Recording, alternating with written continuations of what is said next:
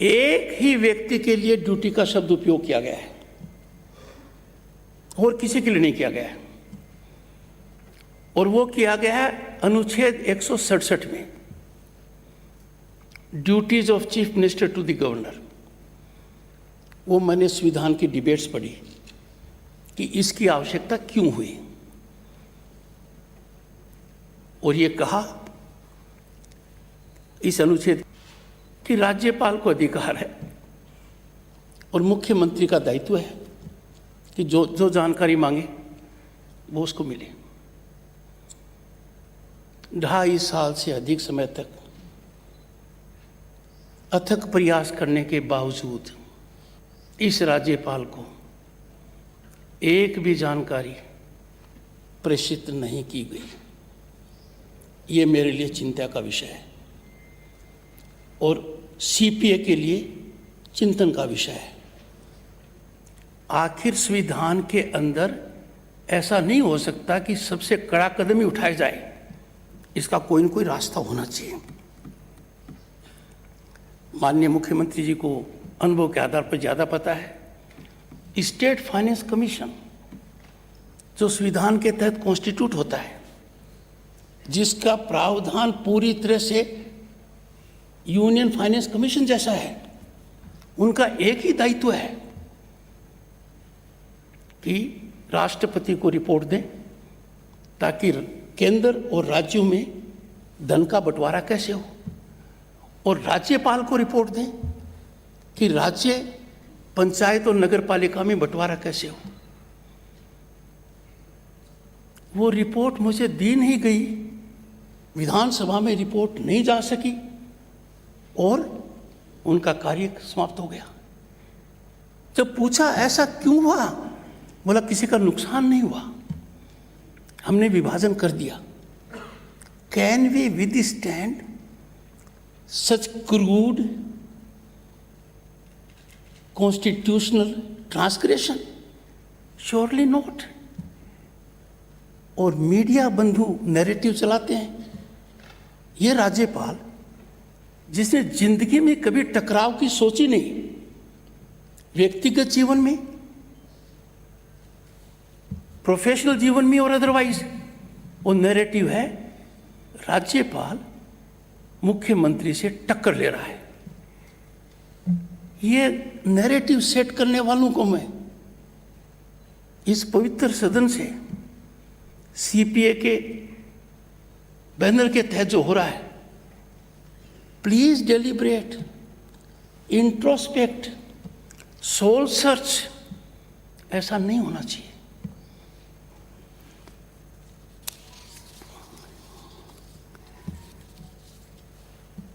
मेरा ये मानना है राज्यपाल को और संवैधानिक पद पर जितने भी लोग हैं उनको संविधान के अलावा कोई काम मत दीजिए। संविधान निर्माताओं ने स्पष्ट किया है कि किसका क्या काम होगा। कानून बनाकर नए काम दे देते हैं। उनमें एक काम है appointment of the vice chancellor. टकराव स्वाभाविक है।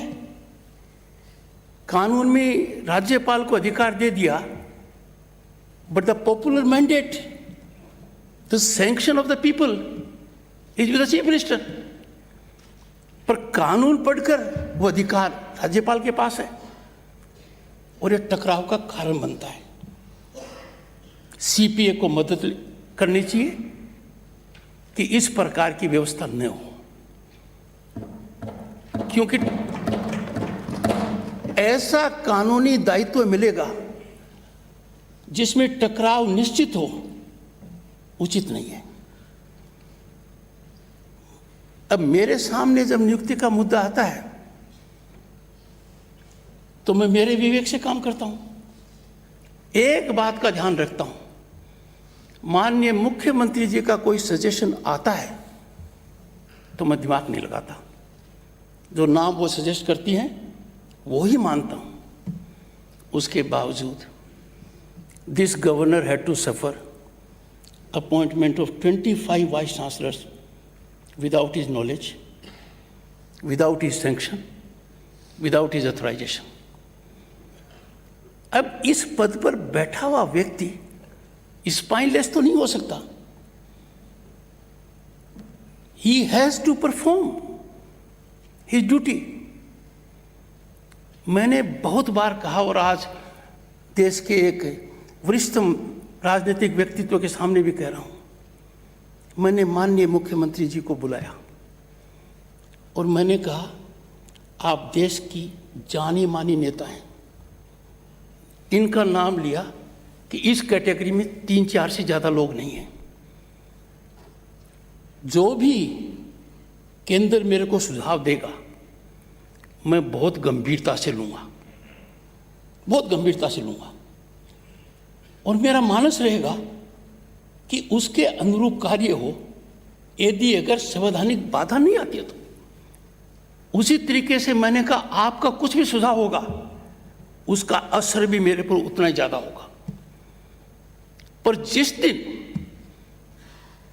केंद्र के लोग या आप आश्वस्त हो जाओगे कि मैं वही करूंगा जो आप कहोगे, तो इस कुर्सी पर दूसरा व्यक्ति बैठेगा, मैं नहीं बैठूंगा। मैंने उनको कहा बिल्कुल ही, I believe firmly as a citizen of this great country, enjoying honor at the moment of being a constitutional head of a state, I take my command only from Constitution. I don't take command from anyone else. My stake is only in upholding the Constitution. My job is to protect and preserve and defend it. अब ऐसी हालात में I have been dubbed by media and called proactive governor। मैं नहीं हूं। I am a copybook governor। I believe in rule of law। I believe in low profile working। और मैं किसी भी परिस्थिति में किसी के कहने पर संवैधानिक मर्यादा का उल्लंघन नहीं करूंगा।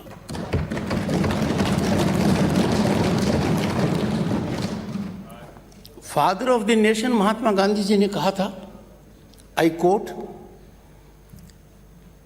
और बहुत महत्वपूर्ण बात कही है, quote, evolution of democracy is not possible if we are not prepared to hear the other side, unquote. मुझे बड़ी पीड़ा होती है जब पक्ष विपक्ष में संवाद नहीं होता है। मुझे पीड़ा होती है कि शीर्ष नेतृत्व का संवाद इतना इमोटिव होना चाहिए कि आधी रात को भी बात हो सके। और मेरा सीमित अनुभव कहता है कि हर पहलू का दूसरा पक्ष होता है। More often than not the other point of view is the correct point of view. मुझे बहुत समय दिया, ये सुअवसर दिया। It's a lifetime moment for मी।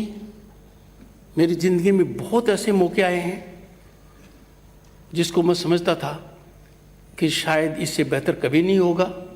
सबसे कम उम्र में राजस्थान बार एसोसिएशन का अध्यक्ष बनना, राजस्थान का सीनियर मोस्ट डेजिग्नेटेड सीनियर होना, देश विदेश के मुकदमों में भागीदारी रखना, इंटरनेशनल कोर्ट ऑफ आर्बिट्रेशन का मेंबर होना, मुझे बहुत कहा। पर आज का दिन उन सबको पीछे छोड़ गया है।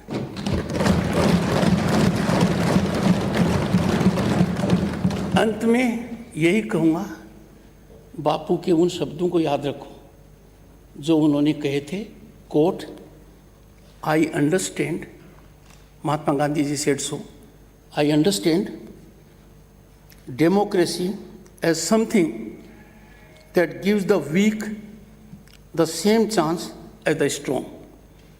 आपके समक्ष जिस व्यक्ति ने ये बात बापू की कही है, उसने अपनी पढ़ाई स्कॉलरशिप पर की है। जय भारत।